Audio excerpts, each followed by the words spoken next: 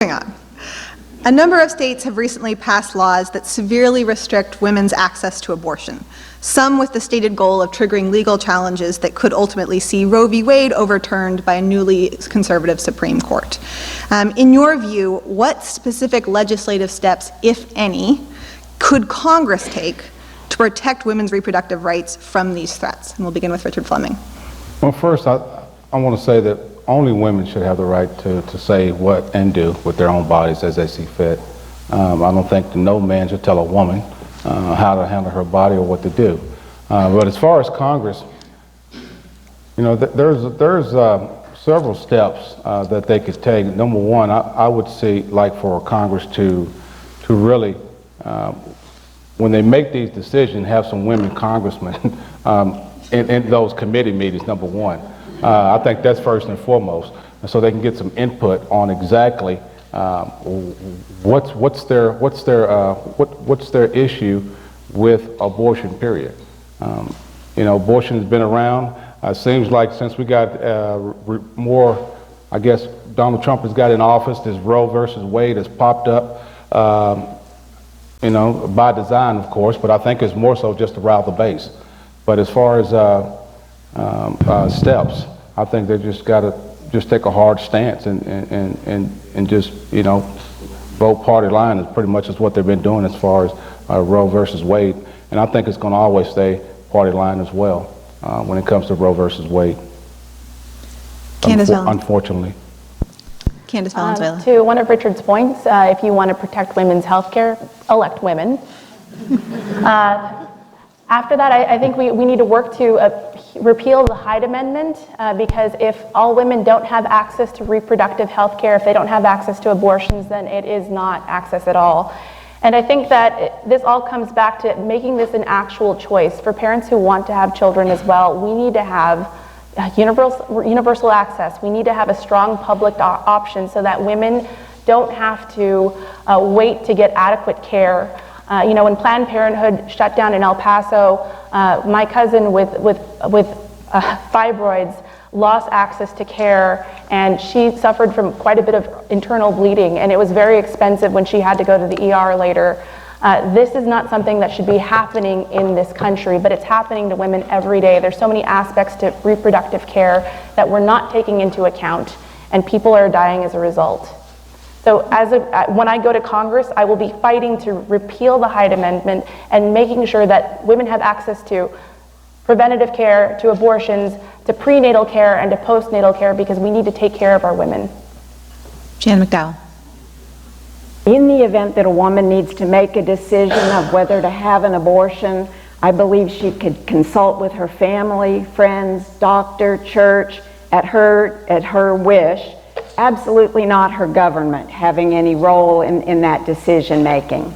I think funding Planned Parenthood is definitely something that should be ramped up so that they can fund their programs of robust sex education and contraception.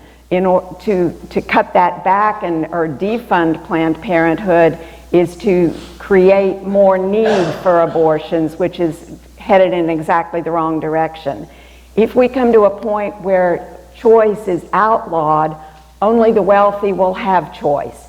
People who can afford to send their daughters to another country where they would still be able to get an abortion, it would really just mean no choice for people who can't afford choice. And we already have too many policies that distinguish between the wealthy and the rest of us. So we don't need any more of that. A woman's choice is, her body is her choice. Kim Olson. Well, I agree with everyone on the platform here that reproductive rights are your rights, ladies. And I have a 28-year-old daughter. I didn't wear a uniform for 28 years to see her lose her right and her freedom. And when you lose the ability to choose what happens with your own body, you lose freedom. Right now in our country, we have the lowest teen pregnancy rate. We actually have the lowest abortion rate in history, and that is because we have used education, access to reproductive education, and access to medical care so people can have birth control, they can have choices, they have things that allow them to make decisions about their own family planning, which belongs within the family system. And I think exactly as my colleagues say, that Planned Parenthood is an excellent vehicle for educating folks around it. And again, if we don't have health care and access to health care for all of us, especially young women today, to your point, you lose the ability to have safe, legal abortions, then you will see abortions, but they won't be safe if they're not legal. And I think that is a more compelling story right now. Sam Vega. Oh yeah, at the risk of being repetitive, I'm also in agreement here. I think the talk around abortions is almost 100% anti-women, and in a way that is disturbing in the year 2020. We need to be pro-choice, we need to fund Planned Parenthood. I think anywhere that we can succeed in educating about sex and about a